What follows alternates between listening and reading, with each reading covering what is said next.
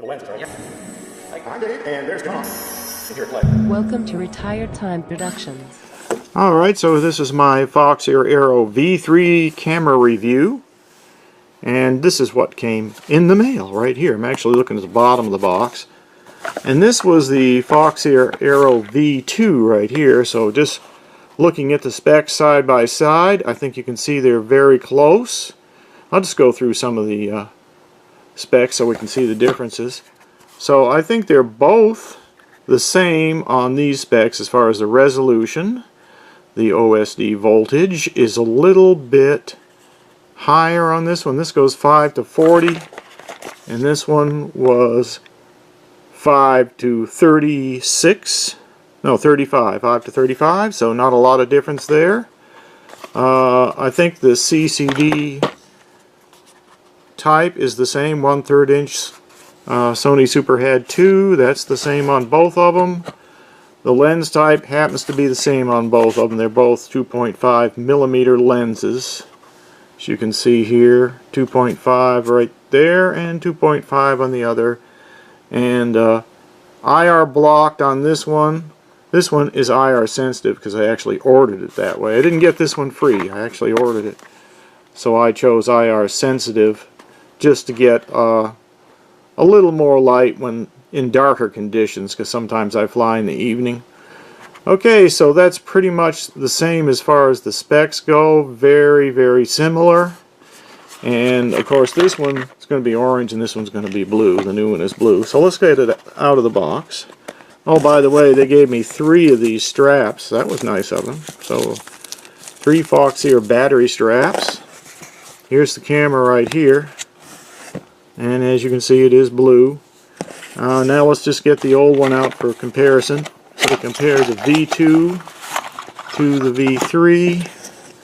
So you can see right away there's a difference in the camera mount. And a tiny bit difference. This is a little smaller. But the camera mount on this one has 3 holes. And it doesn't have the inserts like this one. These inserts can sometimes pull out of the plastic. And in this case, actually, I hear it's magnesium. It's metal anyway. So this one's metal, this one's plastic, so there's the difference. As I said, the same lens on both of them. So it's the 2.5. I don't think you'll find any difference in the lens. It looked like the same side. This happens to have 2.5 written right on it.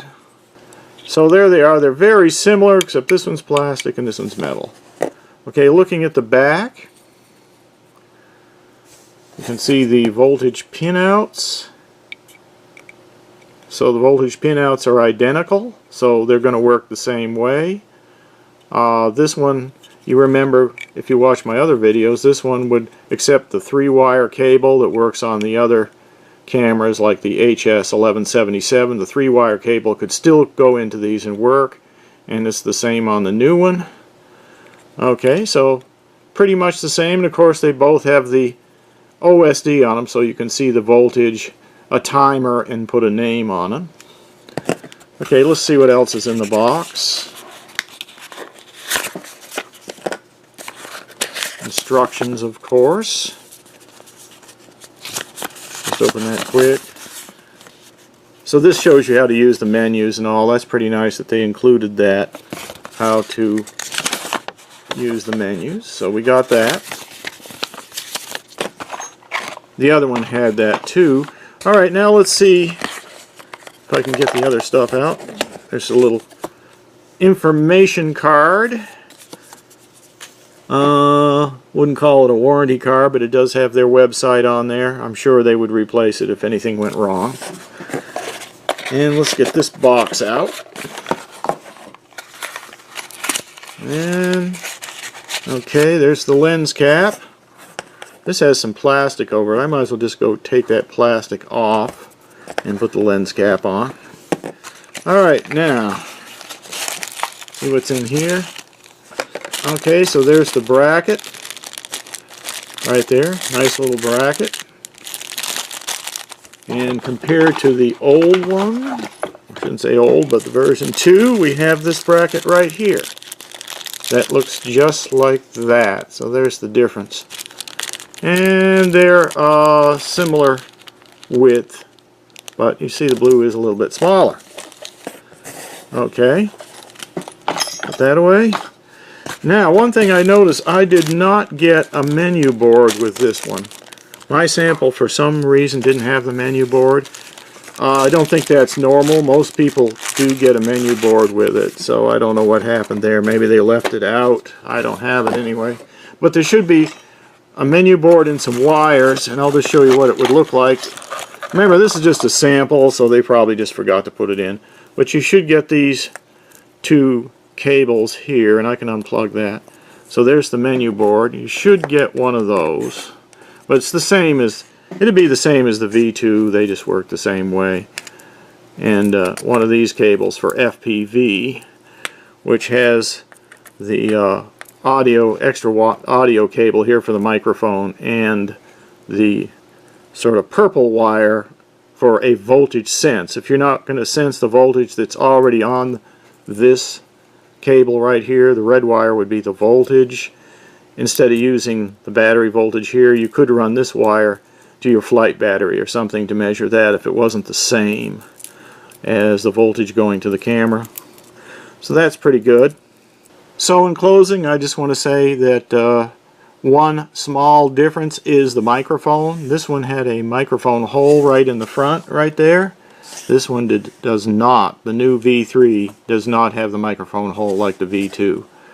The mic is still in the same place in the front. It just doesn't have the hole, so you won't hear that wind blowing over it. So I'm going to put up some flight video now, and it's actually going to be this camera compared to the Runcam Swift, but these cameras should look pretty much the same. It's really bad weather conditions right here in the winter right now, so I'm not going to be able to test these right now against each other, but I'll show you how this one looks against the Runcam Swift.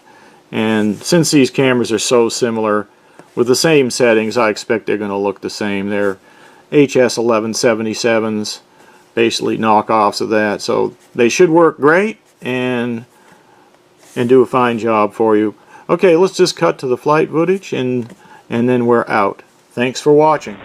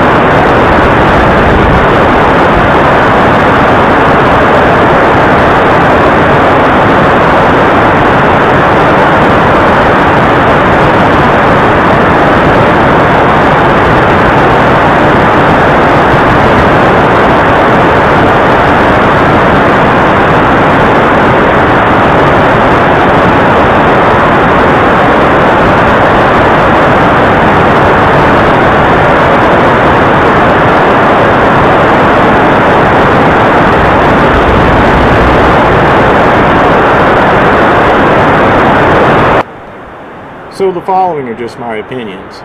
The Arrow does not have a nice separate connector setup like the Swift 2, and the Arrow put the microphone in the front which catches the wind, and I didn't like that too much. The Arrow did include a voltage calibration adjustment in the menus, which is nice. The mic on the Swift 2 does not seem as loud as the Arrow, but it's in a better location being on the back, not catching the wind. The lens housing on the Arrow is bigger, so it looks like it would catch more light, but from the flight video I really can't tell the difference. Mounting brackets are similar, but I like the Swift 2 bracket better. It seems a little stronger and easier to use. The Arrow does include a additional clamping bracket as a bonus, although I would probably never use it. Overall, they are very similar as expected. Of course, the good thing about both of them is they do display the battery voltage on the screen and the timer. So if you have an aircraft that doesn't have an OSD, this is a perfect option.